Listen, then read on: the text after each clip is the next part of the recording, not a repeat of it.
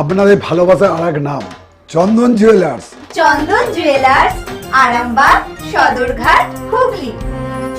আরামবাগ পৌরসভার 15 নম্বর ওয়ার্ডের দৌলতপুর এলাকায় এক বিজেপি মহিলা কর্মীর বাড়ির পাশে বোমাবাজির অভিযোগকে কেন্দ্র করে শনিবার গভীর রাতে ব্যাপক চাঞ্চল্যের সৃষ্টি হয়। ঘটনায় এলাকা জুড়ে আতঙ্কের পরিবেশ তৈরি হয়েছে। অভিযোগ, এলাকার বাসিন্দা তথা বিজেপি কর্মী সঞ্চিতা মান্না কাজের সূত্রে বাড়ির বাইরে ছিলেন। সেই সময় বাড়িতে তার বাবা মা উপস্থিত ছিলেন।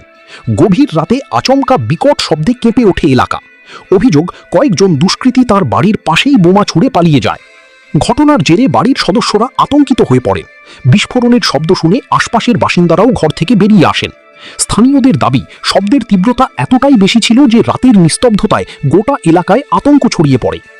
বিজেপি কর্মী সঞ্চিতা মান্না বলেন, ঘটনার সময় আমি বাড়িতে ছিলাম না। হঠাৎ বিকট শব্দে বাড়ির লোকজন ভয় পেয়ে যান।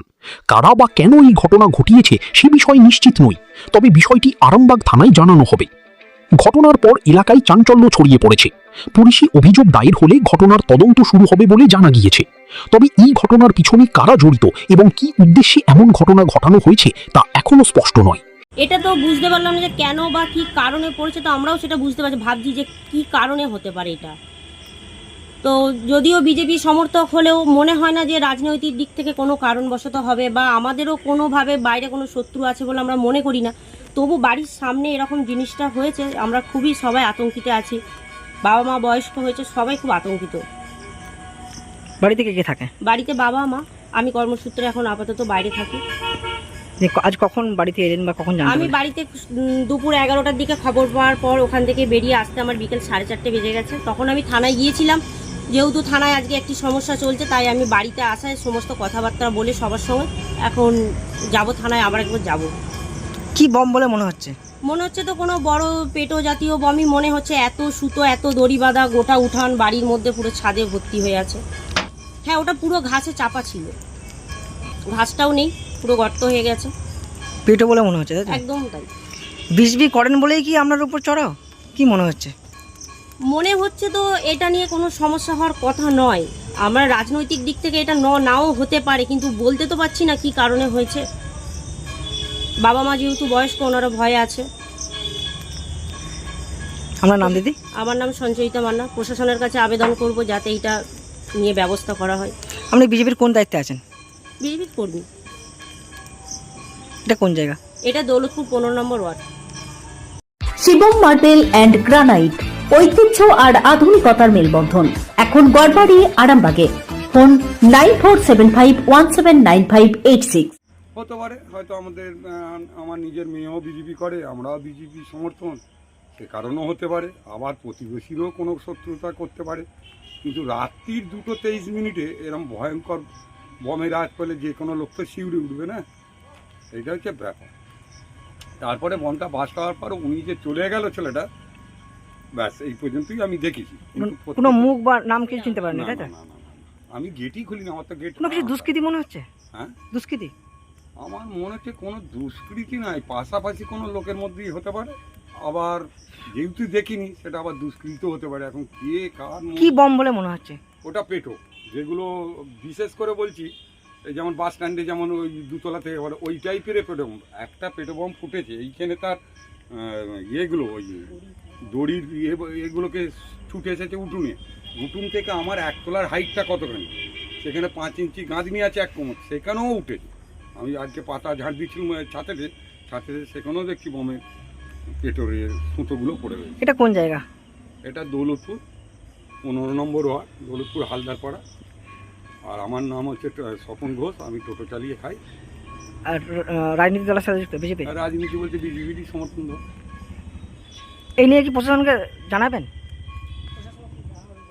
যা হবে একটা ওখানে ডায়েরি করে রাখা ভালো, এরপরও তো ঘটতে পারে। তারপরে এই বম ফাটার ফলে কি গোটা পাড়া কি আতঙ্কে রয়েছে? আতঙ্ক বলতে সেই তো রাত্রি 2:23 হয়েছে, তারপর তো সকালবেলা উঠে যে যার কর্মতে চলে গেছে।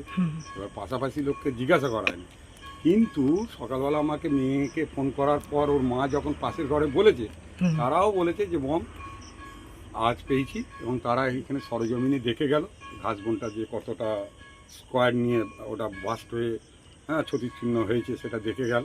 কিন্তু ওটা তো খারাপ, সবাই আওয়াজটাও পেয়েছে। সেটা তো আমার পাশের বাড়ি ওই মিঠু বলে একটি আমার প্রতিবেশী, সেও তো আপনাকে বললো যে হ্যাঁ বোমের আওয়াজ পেয়েছি। এটা কিন্তু কোনোদিন হয়নি, এটা এই প্রথম হলো। পেটো বোমের এইগুলো না ফুলো, পেটো বোমের এই পেটোগুলোর এইগুলো এইখানে পড়েছিল। আচ্ছা, ঠিক আছে, এবার ছাতে অতখানি ছাতের উপরেও আমি যখন ঝাঁট দিই ছাতেতেও ওই পেটো বোমের পেট আছে। ওই যে সবুজ পাড়া ঘাসগুলো সামা গাছের শেকড়, সামা গাছের শেকড়গুলোকে সবুজ সমেত উড়িয়েছে। আচ্ছা, আমি তখন 2:23 বাজে বমটা প্রথমে ওখানে বাস্ট হলো, আওয়াজটা পেতে আমি বললাম টায়ার বাস্ট হলো বলে আমি উঠে পেচ্ছা বসছি। তখন বমটা বাস্ট হয়ে গেছে। আমি এইখান থেকে দেখতে পাচ্ছি যে একটা সাদা গেঞ্জি পরে 12 মুন্ডা প্যান্ট, গলায় একটা তুয়ালের মতন গামছার মতন রয়েছে, চলে গেল। দেখার পরে আমি বাড়িতে এসে বললাম খাঁটি সোনা সেরা ডিজাইন, বিয়ের সাজে গোল্ডেন শাইন, স্বপ্ন ছোঁয়া প্রতিটা ক্ষণ। ন্যাশনাল জুয়েলারি সবার আপন। ন্যাশনাল জুয়েলারি, আরামবাগ থানার বিপরীতে, আরামবাগ, হুগলি। ফেলে দিতে পারবে। আমি নিজে দিদি আমরা তো পাশাপাশি বাড়ি, আওয়াজ পেয়েছিলেন বোমে? হ্যাঁ, বমে আওয়াজ পেয়েছি।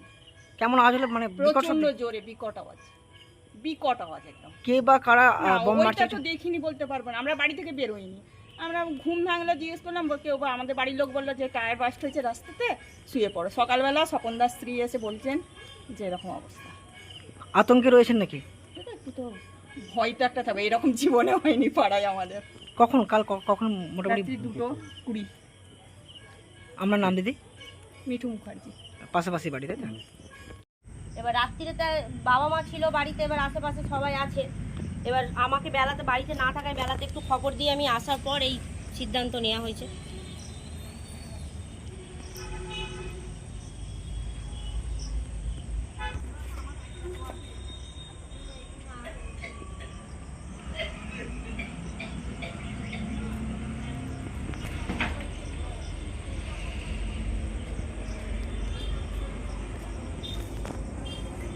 চিকিৎসার ক্ষেত্রে সেরা স্বীকৃতি অর্জন করেছেন টেরেজা মেমোরিয়াল হসপিটাল। মানুষের পাশে, মানুষের সাথে। সম্পূর্ণ স্বাস্থ্যসাথী মান্যতাপ্রাপ্ত টেরেজা মেমোরিয়াল হসপিটাল, আরামবাগ ও বর্ধমান। 2টো থেকে 2:30টার মধ্যে এই জায়গাতে বম পড়েছে। আর এটা হলো আমাদের বাড়ি। এই বমের যে দড়ি বা ঘাস বারুদ এখনো পড়ে আছে, পুরো ছাদ থেকে আমাদের উঠান পর্যন্ত ভর্তি। তো এখানে কে বা রাত্রিরে কোথায় কি করেছে সেটা বুঝতে পারছি না। তো আইনের দিকে আমরা থানার কাছে এখনো যাইনি, আমরা প্রশাসনের কাছে যাব। এটার যাতে সুবিচার হয় সেটা দেখতে চাই, যে কারা এইরকম কাজ করতে পারে এখানে বাড়ির সামনে। আমাদের এখানে ছোট রাস্তা, কোনো ফায়ার ব্রিগেড ঢুকবে না কিছু না। রাত্রে যদি এইভাবে কোনো আগুন ধরে যেত কি হতো এতগুলো বাড়ির সামনে? এটাই কি বাড়ি আপনার? হ্যাঁ, এটা আমাদের বাড়ি। পুরো বাড়ির ছাদে পর্যন্ত এই দড়ি ঘাস সমস্ত আমাদের এই ঘরের সামনে জানলা খুলে রাত্রে শোয়া, ঘরের ভিতরে পর্যন্ত গেছে এগুলো। কতগুলো বম মেরেছে মনে হচ্ছে? একটাই হয়েছে, রাত্রি 2টো থেকে 2:30টার মধ্যে হয়ে গেছে। কি বম মনে হচ্ছে? মনে হচ্ছে বড় কোনো পেটো জাতীয় বম, নালে এতখানি জায়গা তো গর্ত হওয়ার মতন। এগুলো পুরো ঘাসে এরকম চাপা ছিল, এরকম পুরো ঘাসে চাপা ছিল, এখন এইরকম পরিস্থিতি এসেছে। চুড়ি, তুমি নারীর প্রিয় সব উৎসবে। বাউটি, বালা, চূড়, মান্তাসা দেখলাম মন ভরে। জনপ্রিয়তায় আজও সেরা মিনা করা ঝুমকা। কানে দিলাম কানপাশা, পূরণ হলো সব আশা। হাতের আঙুলের আংটি নানা ডিজাইনে পাবে। ঐতিহ্যবাহী নেকলেস আজও মনে ধরে। জড়োয়া, সীতাহার সবার নজর কাড়ে। তাই তো বিয়েতে পেলে এত গয়না সবার মনে ধরে। নতুন সম্পর্কের শুরুটা আজও সোনার মতো খাঁটি। যখন সেরা জিনিস, সেরা কালেকশন, সাথে ন্যায্য দাম, তবে উন্নতর কেন? অর্ধশত বছরের বিশ্বাস, আপনাদের ভালোবাসার আর এক নাম চন্দন জুয়েলার্স, আরামবাগ, সদরঘাট, হুগলি।